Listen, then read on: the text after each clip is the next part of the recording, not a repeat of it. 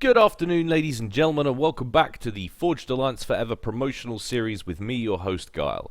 Back by popular demand, I've got an average Joe's for you guys today, and it's not that I'm not getting a lot sent in, guys, but a lot of the replays I can't actually use, and I'm not for 1 minute complaining about being sent replays because I want you to send me replays. But I would just ask, could you guys possibly just run it through first at +10 and check that it doesn't desync? Because if it does desync, I'm not going to cast it. It's just a slight annoyance because sometimes I could be watching it and I'd be thinking, this is the best game ever. Oh my god, the ACU survived on half a hit point. I can't believe it. And then it desyncs and it ruins my day.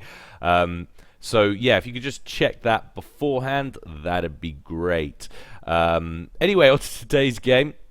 We have got a 2v2 on ISIS, so let's head on over to ISIS and see how these guys are going to get on. Looking at the teams over here on the left-hand side, for Team 1, we have an all-UEF affair. We've got Zaf. He's actually quite high up on the global ladder rankings, and just so you guys are aware what I consider an average Joe, it's generally around the 1500 mark and below, so he's kind of creeping into the boundaries outside of the average Joe, into more of a veteran kind of thing, but you can see the rest of these guys clearly fall into that bracket, so it doesn't really matter, and also the teams are quite balanced. So anyway, he's going green UEF, and going lime green UEF, we have Green Light, who's deciding not to build any P-gens with his commander. He wants to get a jump start on the mass, going to rely on his engineers to get that eco up and running. I get a little bit afraid of that kind of tactic. You can see he's queued up a couple there next to the mass points to help that upgrade at some point. Personally, I like to get a couple of P-gens out with the ACU, just gives you a little bit more breathing room. Grievous is also doing the same up here at the top right for Team 2 in the yellow corner. He's going Cybran, and he's making a strut to the middle as well. It's going to allow the engineers to finish off building that power. Fire is doing a much more typical opening, or at least a much more typical opening that I would do, much more familiar, and I'd be much more comfortable with that. He's got the initial T1 power plants he's built with his ACU, and then he's making a move to middle, going to get that hydrocarbon up nice and quickly as well. And of course he's gone Seraphim Air Factory first. It's quite interesting for those of you guys that haven't seen the facts about factories that I did a while ago. This is actually going to build engineers faster than any other factory in the game, so it's not a bad thing to do. Some people might think, well, I'll start with Seraphim Land Factory. Well, actually that doesn't produce them quicker, that's slower. But anyway, I digress. You can see down here, Green Light's going to get to the middle first. If I'm going to hold the shift key, you're going to see that there's a decent amount of mass that he's going for, but he's not making a beeline straight for the Titan wreck and the Harbinger wreck. I think that's a slight mistake. Personally, I like to get over here, get as much of this mass here, and if my opponent's not here, get the mass on his side first, and then go back for mine where it's in safer territory. But each to their own. We can see everything that he's going to be doing, he knows will be seen by fire anyway, because there's a scout plane out very early indeed, but of course that's so costs virtually nothing, and it's such a useful thing to get up first if you've gone Air Factory first. Grievous is also going to get to the middle before his opponent on the right hand side, and he's actually making a beeline for the middle to try and get a point defense up, wants to try and secure it. Was a little bit optimistic with how much ground he was going to secure behind it, so he decides to draw that back, starts production. He's got a reinforcing engineer to help him, but I don't know if that's going to get online. It might get up with the help of that engineer anyway, but Zaf with his ACU is not far behind. He's going to go straight in there, and he's probably going to hoover up the Harbinger. No, he's detected. Yes, he is going to hoover up the Harbinger first, but that might actually allow Grievous to get that online. And if he hasn't got some reinforcing Lobos, he could be in trouble. However, he has got a Lobo coming in, and unless Grievous marches forward with his ACU to pop that, that could be the end of all this hard work on that point defense. But for the moment, it's allowed Grievous to hoover up some of this mass. Should get this Titan wreck as well if I were him, but he obviously assumes that he's now got this. You can see Lobo just taking fire now, another Lobo as well. So shrewd idea from Zaf, starting with the Lobos, anticipating that his mirror might potentially get in there and start building point defense, and he'd need those initial Lobos because the reinforcing units are strikers and direct fire action. Down here at the bottom, Fire's also trying to get a point defense up. Green Light is shooting at it with his ACU, trying to get any damage on it he can, but that is going to get to completion. It's got 700 hit points left on it, which is a nasty little threat. So it looks like for the moment Fire might have secured his middle walkway. Grievous is trying to get that point defense back, which could be a problem. He's got more Lobos coming in now from Zaf, so even if he gets that up and running again, that's going to promptly get popped. You can see the Lobo shells coming in. I think that's you're going to be able to hold that, and he concurs. He does finish it, or at least I thought he did, but amazing Zaf didn't decide to grab that Titan wreck. Allows Grievous to scoop up the rest of it. I think it's time Grievous got his big spiky black Cybrin butt out of there and headed for home, because that's looking slightly precarious.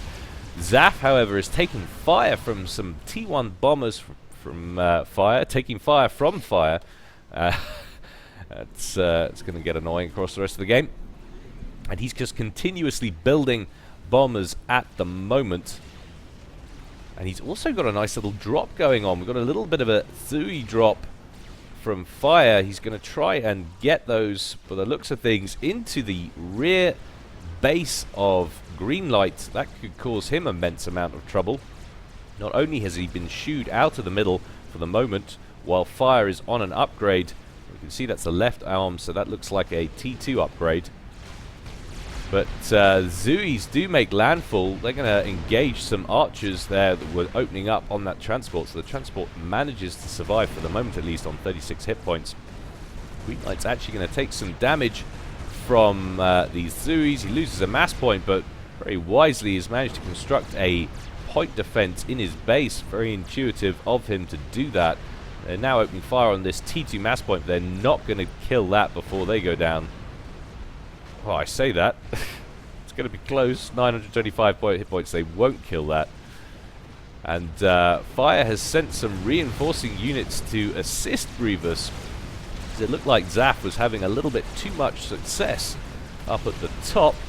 There's a radar system going down. That'll give them some nice intel. And they've also got a land factory online for Grievous. It's going to give him nice access to some reinforcing units. Zaf has produced a few extra land factories back here to help him assist. And we've got a steady stream of units now. Spam-wise, it's definitely looking at the top like Zaf has got the advantage. He's given a little bit of ground, but that's partly because of the harassment from Fire. He's been doing a very nice job in assisting his teammate. Grievous, completely unperturbed by his tinfoil ACU, is just marching forward, zapping everything in sight. What's he on? He's on 27 kills. So looking for veterancy very soon. 28, 29. And up to 30. So I think it's actually 40 for the next level. 40 for the level on the ACU. Answers on a postcard or in the comment section, whichever you prefer. But he's now strutting his stuff, looking slightly precarious himself as he goes down to 3,000 hit points on his ACU. Has a few reinforcing Mantis, takes a couple of Lobo shells though, and that drops him down to the red. But there's the rank up, as I was talking earlier. Hits 40 kills and immediately gets that nice hit point buffer, and that was really important there because he was taking an awful lot of fire. We've got a lot of units coming in now from Greenlight. These guys sensing that Grievous is a little bit vulnerable, and he's down to just 2,700 hit points, and they're taking an awful lot of fire. Where have all these bombers come from Zaf? He's been quietly producing these up at the back of his base. It looked like all of the initiative on air to ground wise was coming from Fire, but Grievous now looking like he's in real trouble. He's going to need some assistance, doing some very nice little jobs of microing, trying to avoid the fire. Takes a direct hit there, however, is down to 1,300 hit points as he's walking through the little bits of backdrafts, these reams of fire, taking all kinds of damage, down to 500 hit points. Holy balls, get yourself out of there, my friend. 600, he may just have done it. He has some reinforcing inties of his own. Needs to continue to micro down to 500 hit points again, down to 400 hit points. Oh my god. If he survives this, he's going to be the luckiest son of a gun on the face of the planet. I can't believe he's going to, it looks like, for the moment. Just going to slow that down to normal speed. I actually don't believe it. Zaf looking like he's run out of bombers, but there's a whole nother wing coming in with Grievous on just 500 hit points, but that's a lot of flak that they're taking as they're coming in over the top. Some very nice micro there from Grievous. Takes a hell of a lot, down to 300 hit points once again. They're not going to get a second pass, I don't think. Well, there's two of them still alive, but there's so many T1 mobiles for Fire out there desperately trying to keep his teammate alive. Taking another shell, but oh my god, gets the rank up as he passes 60 kills. That was crucial. That gives him some more breathing room, and I can't believe he's not dead. I'm just totally out of breath. Outrageous. Team 1 must be furious, and Zaf is just unwilling to let this go. He's just coming in again and again, but some superb micro on the commander there from Grievous. Very uncharacteristic of an average Joe's game. He was microing like a pro, and if you're in Team 1 right now, you've got to be pretty unhappy. And the old not getting enough arc on your bombers there, they're refusing to drop their bombs. And Zaf is just unwilling to let it go. He must be seeing absolute red. He's just producing bomber after bomber and sending it out after Grievous. I just don't think he's going to get it done. There's so much anti-air now from Fire, trying to keep his a teammate alive. Grievous down to 1600 hit points again. Definitely air-wise, the advantage is with Team 1. Some pinging going on there for a huge amount of energy storage. I'm wondering if that's Zaf alerting his teammate to the fact that he's building epic amounts of power storage instead of power generators. I think that's probably what he was doing. Might feel a little bit derp about that. Fire now working on some static T1 PD as the focus shifts onto his ACU.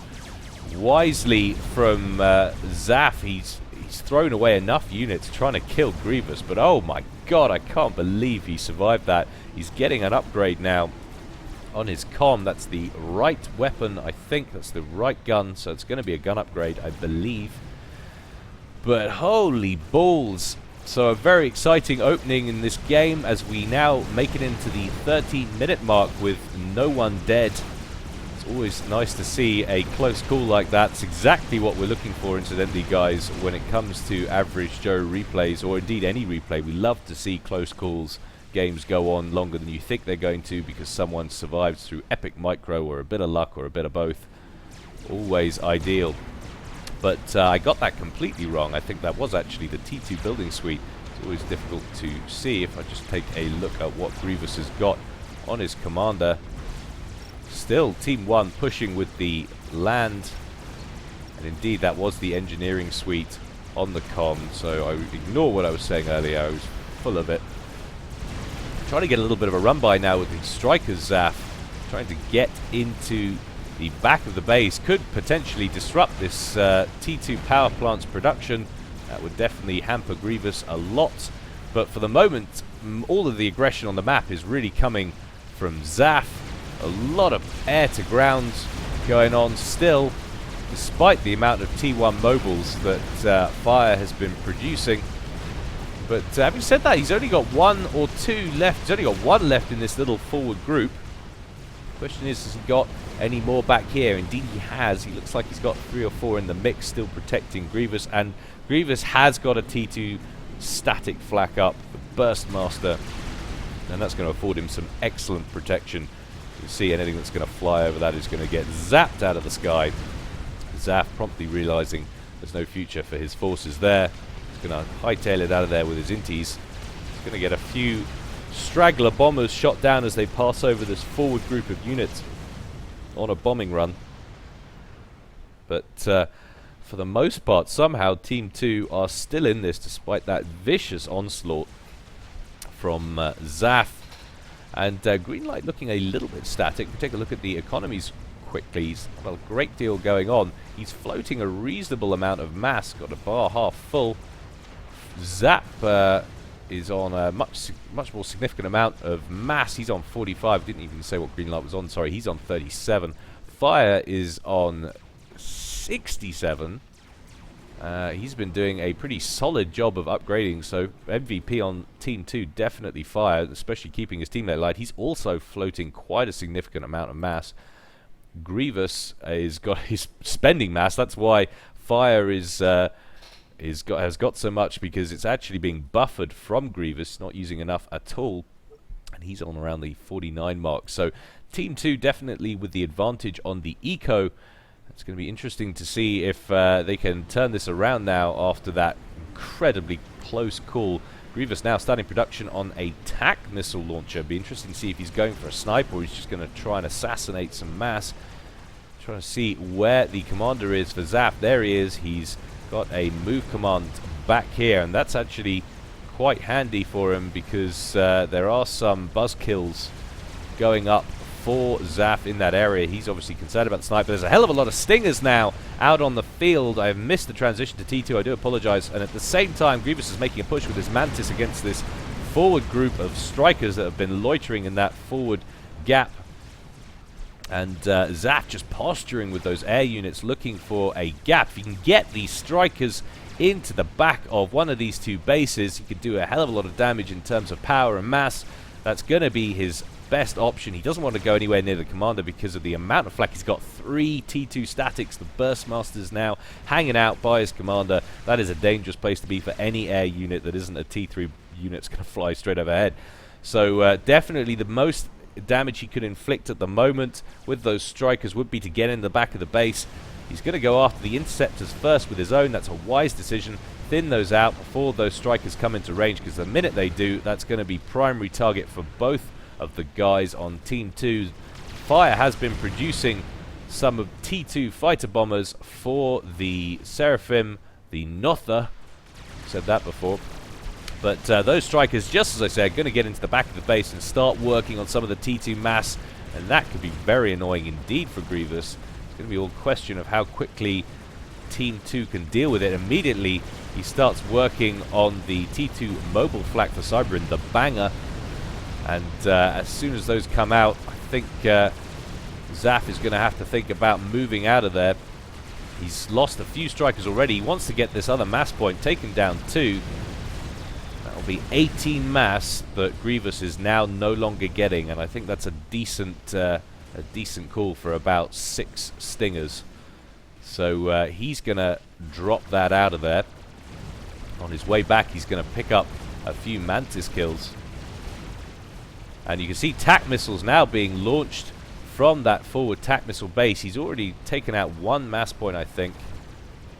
But that actually impacts on the cliff, and that is a problem for people on ISIS. This little central reservation area, if you're targeting something too close to the edge of it, it will just impact on the cliff. But these strikers definitely paying for themselves, hoovering up engineers and mass points all over the shop. And that is once again set Team 2 back. So Zaf doing a very nice job indeed. Now looks like he's going after this mass point here, which was already half dead. That promptly goes pop. But another ground push. This is very interesting indeed. Grievous could do with perhaps getting some T2 PD online. You see he's pinging his teammates' divisions of T1 units, asking for some assistance. But it's going to be too much difficulty for Team 2's force at the gateway to the base to deal with that. There's quite a lot of units actually massing over here for Greenlight, who actually so far hasn't done a great deal. He's been stalling, I guess, maybe on build power, I don't know. Not seeing that many engineers out on the field for him. He's just been slowly amassing troops down at this left-hand corner. Wants to get this T2 power gen finished ASAP. You can see he's bottlenecking power like a mofo. Needs to sort that out as soon as possible. Obviously that's a priority, but he's got no engineers. That's the problem. He really needs to get some build power. And he's starting to produce T2 engineers at an increased rate. We can see he's got one out there. And actually the TAC missiles from Grievous have been used to great effect, and he's lost what looks like to be at least 2 or 3 T2 mass points. So going to hampering the weaker team member of Team 1. Definitely Grievous making them pay for not taking him out of the game a little bit earlier. Just think how different this game might be at this point, as we've just hit the 20-minute mark. Might it even have gone on this long? Who knows? But still working on the T2 bombers. Zaf, but not having much success there at all, taking out 1 unit. Another bombing run coming in. much more centralized strike, and that has a lot greater impact. TC taking out about 4 units there. Grievous trying to get that mass point back. He's going straight for T2 on it. But a whole horde of T1 units now coming in from Zaf as he's trying yet another push. Trouble is, Grievous is sitting there finishing off a mass point. Standing still, it allows him to be very vulnerable indeed to Lobo fire, and that mass point probably goes down again. I don't think it ever actually got completed as it happens, but a very big push happening simultaneously from both these guys as finally Greenlight decides to engage. Fire has got some T2 PD up and running, but one of them has gone down already. There's a lot of pillars in the mix here, so this looks nasty for Fire. His forward base is going to go down. He's going to lose that power plant, which will probably hurt him considerably, especially when he has such poor power reserves. He's got the gun upgrade on his comm. His comm's looking very beefy indeed at 17,400 hit points. You can see a nice overcharge there. Fire making good use of that on his ACU. Wants to be doing it as often as is humanly possible. He might be having power issues. Not 100% sure. You see he's very low on power reserves. So that building, that's always a problem with building your T2 power that close to your front lines. If you get bum rushed like this and you lose it, it can really hurt you when you're trying to use your ACU to overcharge the units. And Zaf now coming in with his bombers. Once again, there's a hell of a lot of T1 bombers, and Fire eating a lot of fire as he tries to micro around it. And I feel like he's going the wrong way. He wants to be going towards his own base. Obviously, he microed away from that bomb, so it's kind of hard to direct your ACU where you want it to go when you're taking so much incoming fire, but needs to back away from this horde of units still coming in for Greenlight. He has some reinforcing units of his own, and Grievous doesn't have anything nearby in the vicinity, but we've got T3 air now for Fire, and that transition will turn this game on its head because Zaf has been relying so heavily on his air units. And currently he's still at T2, although he's upgrading to T3 as well, so this game suddenly branching into the T3 phase after feeling like hardly seeing much T2 at all. And Fire wisely backing out towards the center, but both guys on Team 2 yielding massive map control now. The advantage seeming like it's with Team 1 at the moment.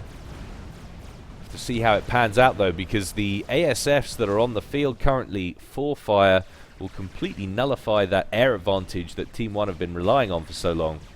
And Grievous now getting involved with his comm, and he's beefed himself up dramatically.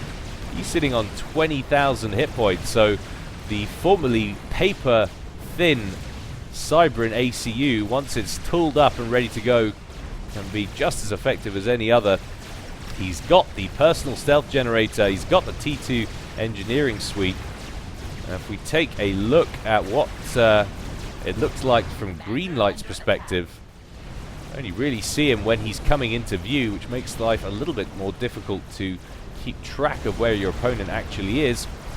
Greenlight taking a lot of fire, and of course on 18,000 hit points he's looking a little bit feeble compared to his Cybrin counterpart, which is definitely backwards indeed. A lot of inties coming in for Greenlight, but they're going to have very limited success against this horde of ASFs that Fire has managed to assemble. Trying to see where Fire has taken his ACU. It's like that really scared him and he completely bottled it, but Fire has started work on a chicken. Take a look at where he's at economically wise. That has destroyed him on power, and he's trying to get a fusion online. It's always trouble when you think, right, I'm going to go for a change of strat, and you realize that your eco's not going to hold up for it. But once that fusion gets online, that should help them dramatically. See if there's any change or twists and turns of this happening with Team 1. Nothing dramatic happening for neither of those guys in their bases. We've got a group of loyalists coming out, and Grievous, that once big hit point buffer, has been annihilated as he's walked up close next to these triads and not managed to deal with them because of the shield. He's deciding to pull back slightly, and these loyalists are going to go a long way to helping to deal with this spam. Of course, doesn't want them to stray too close to the Greenlight's ACUs when there's only a handful of them, because they will get insta-gibbed by the overcharge. Trying to keep them moving as best he can to dodge all of the incoming fire, especially from the Triads and the Lobos. But Fire's ACU has moved a little bit further back. He's got under cover of shield and a radar system, so that seemed like it intimidated him slightly. Grievous could think about, could do with hanging out inside that shield. It's not looking great for him, but still, of course, his ACU down here. Things looking pretty grisly up here at the top. We've got some ASFs out now for Zaf. He's looking like he wants to get the air advantage back. And actually, numbers look like they're pretty even in terms of those. But some pinging going on. Not sure which team was doing that. But certainly, Fire seems to have sorted out his earlier power issues. He's now able to build that chicken. And if he gets that chicken up and gets it anywhere near these guys' bases, I'm not sure what they're going to have in terms of unit coverage or defenses to deal with it. But certainly this is turning into a very interesting game. Not sure, well, I didn't think it was going to be, judging by the state in which Grievous found himself inside the first quarter of an hour. Very close to going out indeed. But it turns out that wasn't to be as we passed the 26-minute mark. It's still looking rather It's still looking rather afternoon. But TAC missiles still being launched from that forward TAC missile launcher. So Grievous still making use of it, finding the gaps in the TMD coverage for Team 1, sneaking past and just picking out those mass points. You can see all of the front ones are gone. He must have been busy sniping those. So very nice job for him, and a very nasty looking group of loyalists. I tell you what, if that carries on building at that rate, Team 1 will have a lot to worry about from that front as well. I'm surprised he's not mixing it up with bricks. He obviously doesn't fear the T3 land response, which is kind of a mistake because he's got Titans rolling off the pad now. You've got to assume that your teammate is going to be at somewhat of a similar situation, or sorry, your opponent, not your teammate. And a factory going down at the front for Zaf. Again, a victim to TAC missile fire. Greenlight asking what the plan is, feeling like they've been forced into a sort of a stalemate situation, but I don't actually think it's a stalemate at all. I think they have ceded their advantage to Team 2, who now have the land advantage, especially with that chicken that has been allowed to be completed, as that very slowly struts its way towards the front line. It's all going to come down to how early that gets discovered, but I don't think actually it is, because they're going to have their own problems from this huge horde of loyalists. And Zaf telling Greenlight to back up with his ACU, needs to. He's going to stand there and try and overcharge a few, but he needs to get his butt out of there, because that's a lot of damage that's going to come off. You can see the shields plummeting down as it promptly goes after them. Takes out the point defense as well. We've got a Titan coming in, and they're going to focus on that, but decide suddenly to primary Greenlight's ACU, 21,000 hit points of him, but promptly, as he goes down, getting absolutely rinsed, down to 8,000 hit points, gets a rank up very nicely as he passes the 60 kill mark, and that probably will save him. Zaf coming in with some leftover strikers as well, but that little base that he was erecting there has been left in tatters. The two shield gens down, the triads down. You can see the first shots coming out from that chicken right now, working on some T1 units. It's a little bit of an overkill, but certainly what was left of this base won't be left for much longer. Reinforcing experimental assault bot, coming in with some extra loyalists for good measure. Look at that. Overcharge, eat your heart out with the splash damage on that. There is a hero Percival standing on the front line, but he's not going to last long.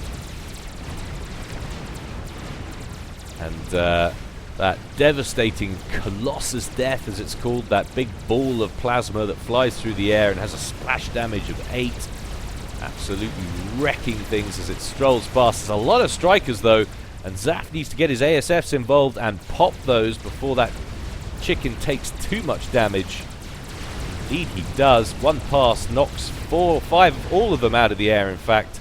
Now we're going to get a little bit of an air-on-air fracas going. It's going to come down to who has the better ASF micro. There's a lot of T1 inties on the field. Slightly obsolete, but still building them a green light. Finds his ACU in a terrible position. He wants to move it out the way. Eats an entire Colossus death, and he is gone. So, surprisingly, Team 1, the first team to lose an ACU. Green light is defeated, goes out at the 30-minute mark on the dot. We have got a broadsword coming out for Zaf. So he started to produce some T3 gunships. Fire trying to pop it with his own ASFs. Of course, the chicken has some pretty nice air to ground, or ground to air, sorry, anti-air. Primary's that hydrocarbon, damaging all the factories around it. Colossus Death coming in as well. Look at the splash damage, didn't really hit anywhere near anything, but promptly takes out a whole bunch of factories with it. And Team 1 are looking like they're in dire straits at this point. GG's been called out in team to green light with a question mark. Wants to know, but that broadsword's going to get off the platform, but the splash from the Colossus Death's going to knock it straight out of the sky. That's very unfortunate for that guy. And realizing the state of the health on his chicken, is going to march it forward so that Ion Storm does as much collateral damage as possible. He loses the T3 fusion. Zaf is marching his ACU out the back of his base, trying to save it. He's got a couple of Ravagers at the back that have been doing consistent damage to the chicken. Eventually that goes down, but holy balls did things suddenly turn bad for Team 1. Unfortunately, full share is on, so it's not over yet, as Zaf has access to all of his teammates' base. There's a lot of loyalists on the field for Grievous. He's just continuously pumping them out. We take a look at the combined economies, how they match up though against Team 1. He's sitting on 154 mass, I think. Didn't see that fluctuate for a second. It looks like 154. Don't see him going for any kind of reclaim.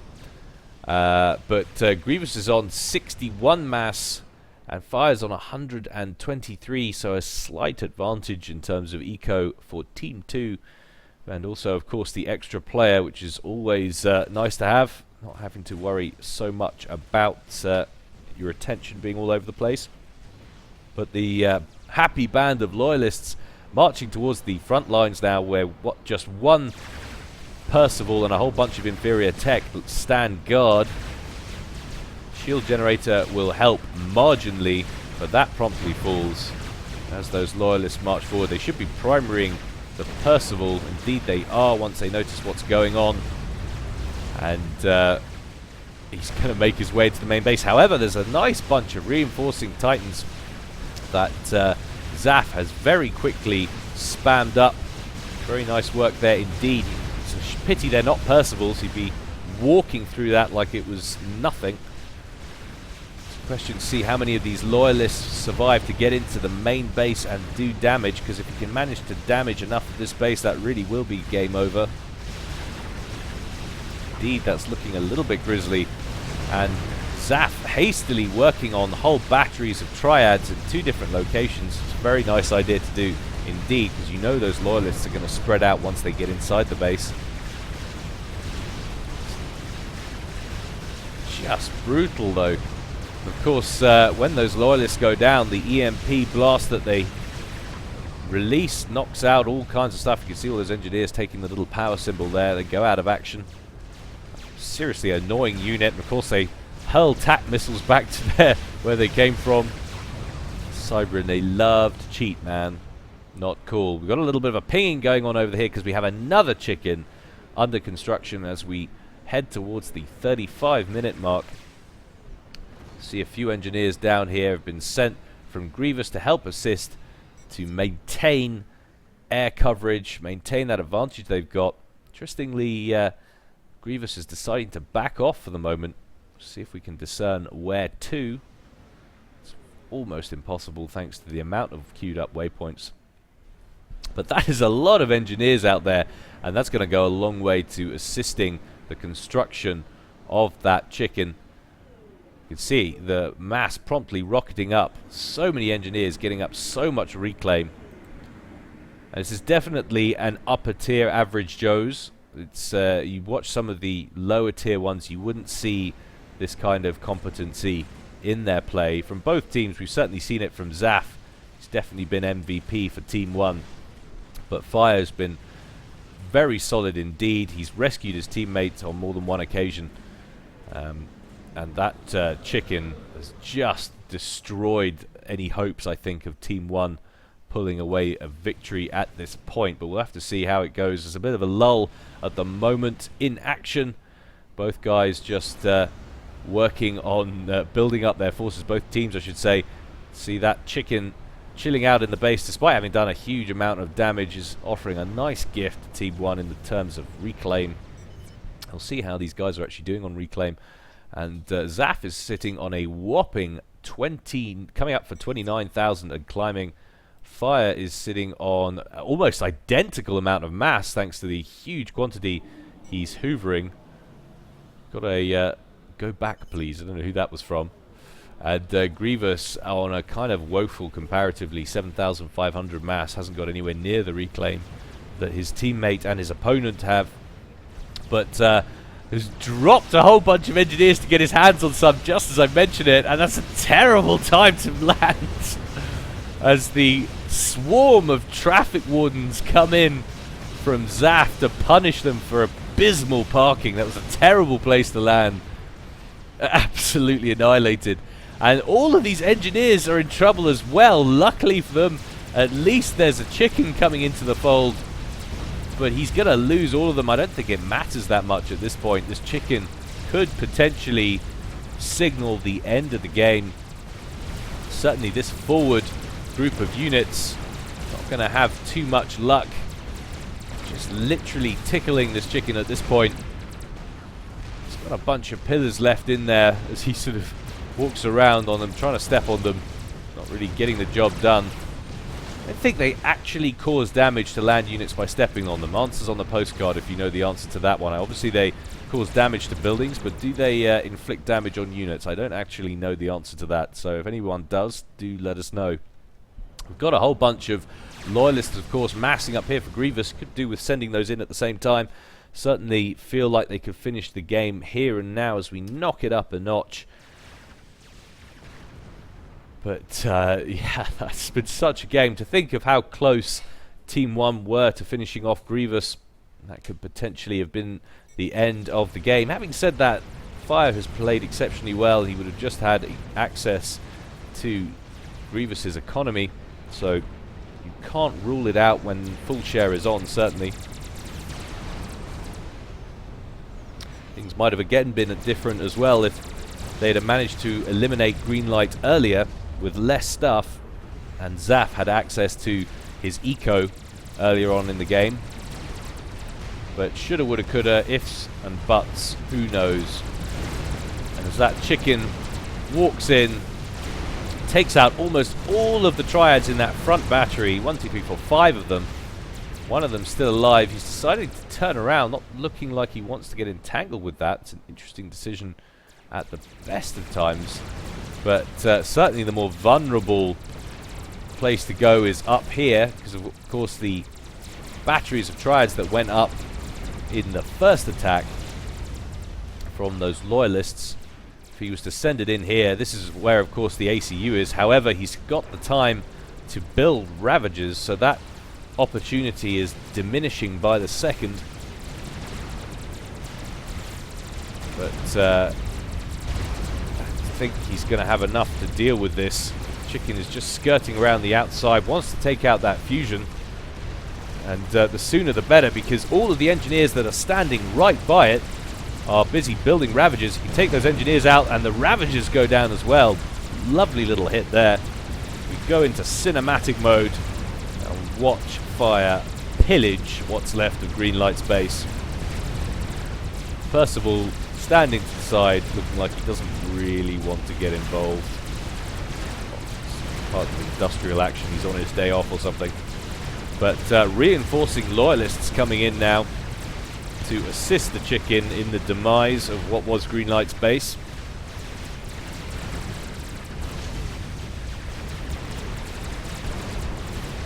And very soon there's going to be very little left. And we've actually got a monkey online as well, and promptly marching straight to the foot of Zaf's base. And that will definitely be GG, I have no doubt of it. But very well played from both these guys, as this game does just reach the 40-minute mark. Certainly been very entertaining to watch.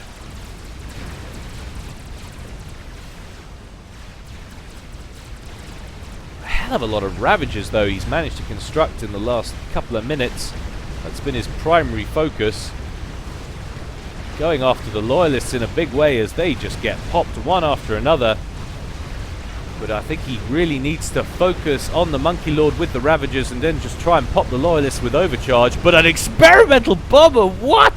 Where did that come? Where did he get the eco for it? Comes in, wrecks all the shields, and just destroys everything with the monkey. I did not see that coming. Where did he get the eco for that? That must have been a joint job back here somewhere. It just shows you what can happen when you're focusing on one part of the map. But always an enjoyable end to see an experimental bomber out. You play Seraphim in the big games. You don't often get to use them as a main offensive weapon because there's too many ASFs in the sky. They'll just pop them in one pass, and that's an expensive toy to lose. But very enjoyable game, guys. Hope you enjoyed that. I certainly did. Keep those replays coming in, guys. Like I say, just give them a quick check first if that's cool, to make sure that they don't desync. The sort of things we like to see are things like you've just seen in this game. I like longer games. We like examples of lots of different types of tech. We like close calls on the ACU. We love that. So anything like that, guys, where you think you've had a good game, shove it on over to me, and as always, I promise I'll take a look at it. Can't promise to cast it, but I will check it out. Anyway, that's enough from me, guys. Hope you enjoyed that. That may be it for me this week. I'm not sure if I'll be able to get anything up over the weekend, but there will be more coming next week regardless. So for now, this is Gyle signing out.